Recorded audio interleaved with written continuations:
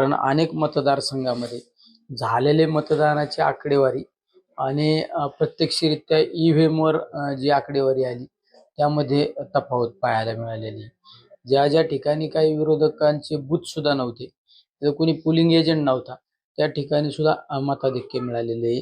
हे सगळं शंकास्पद गोष्टी आहेत.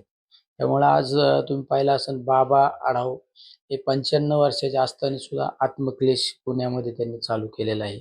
अनेक ठिकाणी लोक आंदोलनाच्या पवित्र्यामध्ये, त्यामध्ये काही तज्ज्ञ लोक होते, त्यांनी ते एवढं धक्कादायक सांगितलं की निवडणूक आयोगाने ज्या मशीन बनवणारी कंपनी, त्या कंपनीचे संचालक भाजपच्या निगडीत पदाधिकारी आहेत. म्हणजे एक 3 संचालकामध्ये एक संचालक काहीतरी भाजपचा माजी जिल्हा उपाध्यक्ष कुठं गुजरातचा का काय होता, एक बिहारचा पदाधिकारी होता. म्हणजे संचालक मंडळाशिवाय त्या ईव्हीएम त्यांना तर पूर्ण अधिकारी असतो. अशा सगळ्या गोष्टी एक एक आज समाजापुढे येऊ राहिलेल्या आहेत. मला तर माझे काही गावं अशी होती जिथे मला 1000-1500 मताचं मताधिक्य मिळणं अपेक्षित होतं, तिथे एक 50-100 मताचं मताधिक्य मिळालं. या सगळ्या गोष्टी शंकास्पद आहे. आज पण लोकांचा जर कौल घेतला आणि लोकांना विचारलं तर लोक म्हणतात आम्ही मतदानच नाही केलं, मतदान झालंच कसं.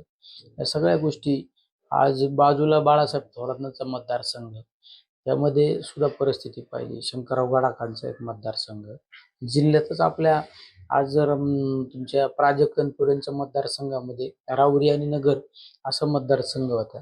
त्यांचं राऊरी हे होम ग्राउंड होतं.